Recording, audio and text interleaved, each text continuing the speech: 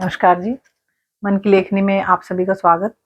आज मैं इंदौर में हूँ, तो मैंने सोचा कि क्यों ना इंदौर के ही मुद्दे पर बात की जाए।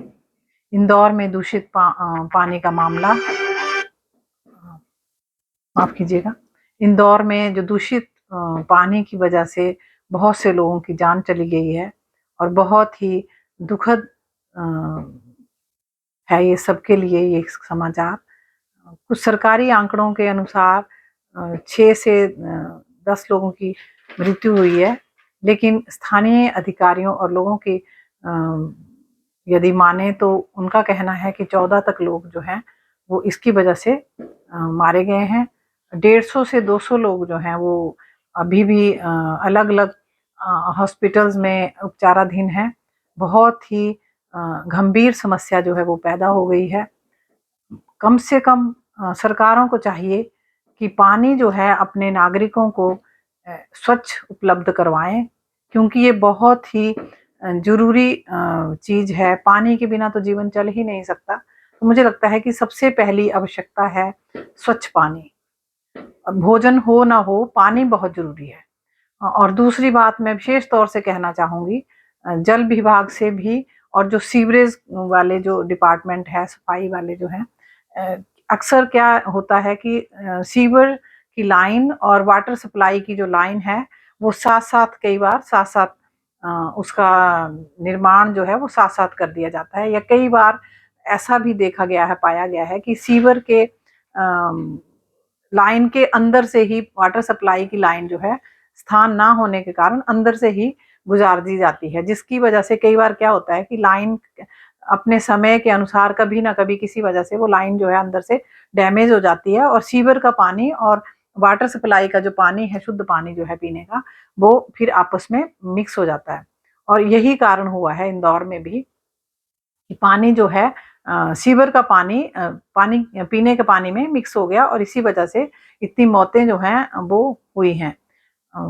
आइंदा से सरकार को विशेष ध्यान रखना होगा और मेरी गुजारिश होगी पेयजल विभाग से कि कृपया इस बात पर विशेष गौर करें और आइंदा से कभी भी दोनों लाइनें जो हैं वो साथ-साथ ना हों।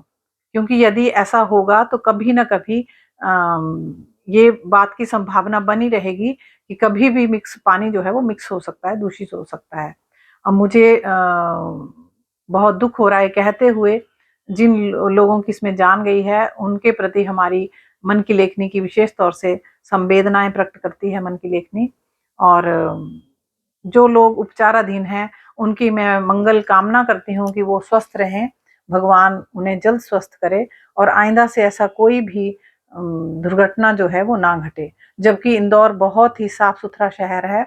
मैं अभी-अभी घूम के भी आई हूँ, काफ़ी अच्छा शहर है, लेकिन ये थोड़ी-सी लापरवाही है, जो भी घटना घटी है ये बहुत दुखद है।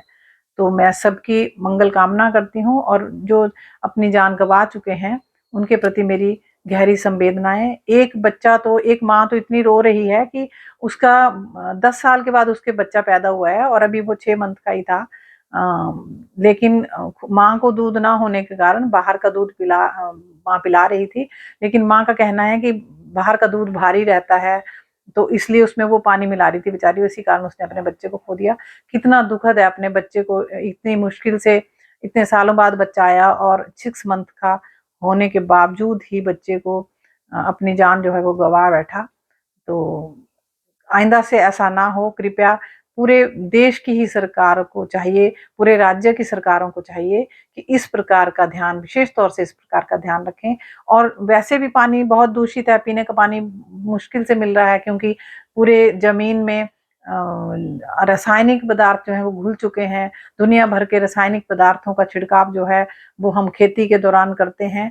तो मेरी ये भी गुजारिश रहेगी कि कृपया खेती में आप रासायनिक पदार्थों का कम से कम छिड़काव करें, क्योंकि जो हम शुद्ध पानी के नाम पर पी रहे हैं वो भी कोई विशेष शुद्धि लिए हुए नहीं है। उसमें भी कई प्रकार के अशुद्धियां जो हैं वो रासायनिक पदार्थों की वजह से घुलनशील हैं।